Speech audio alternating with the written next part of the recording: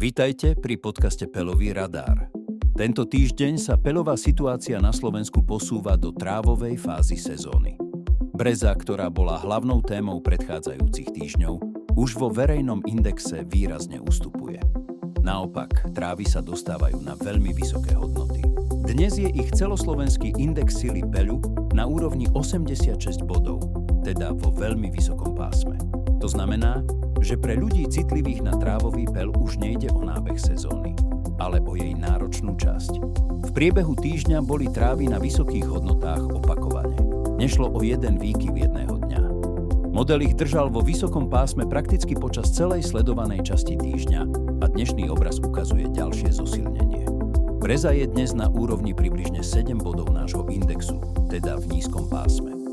V surových koncentráciách sa ešte miestami môže objaviť, ale z pohľadu sezónneho indexu už nie je hlavným alergénom tohto obdobia. Najvýraznejšia situácia je dnes na západe Slovenska. Západ sa v našom regionálnom prehľade dostáva pri trávach až na úroveň 100 bodov, teda na sezónne maximum. Veľmi výrazná je aj Bratislava, kde trávy dosahujú približne 83 bodov.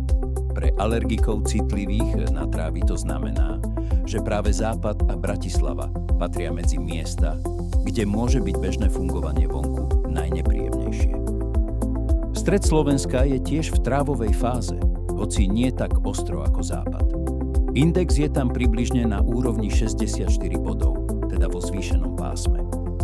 To je stále hodnota, ktorú citlivejší ľudia môžu cítiť, najmä počas suchších hodín.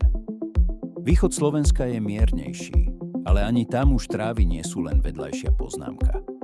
Index okolo 55 bodov znamená zvýšené hodnoty a jasný nástup ďalšej časti sezóny.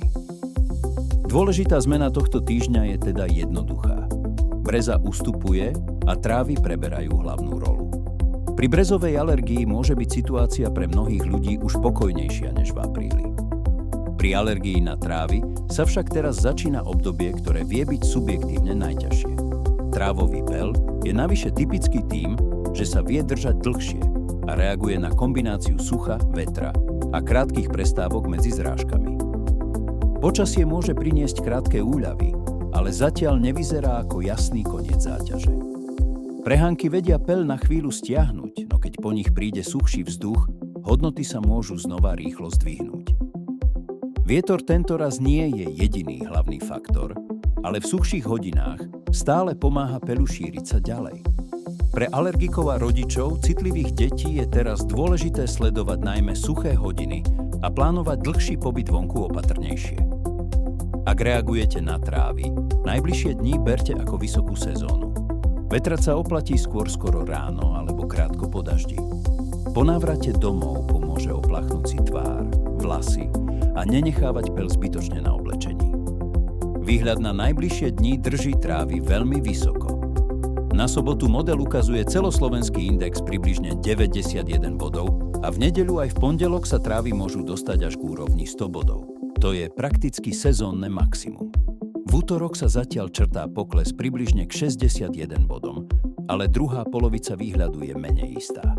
Alergénom budúceho týždňa sú preto jednoznačne trávy. Viac informácií a detailný prehľad podľa miest nájdete na peľovyradar.sk. To bol týždenný Peľový radar. Ďakujeme, že nás sledujete a pri ďalšom vydaní dovidenia.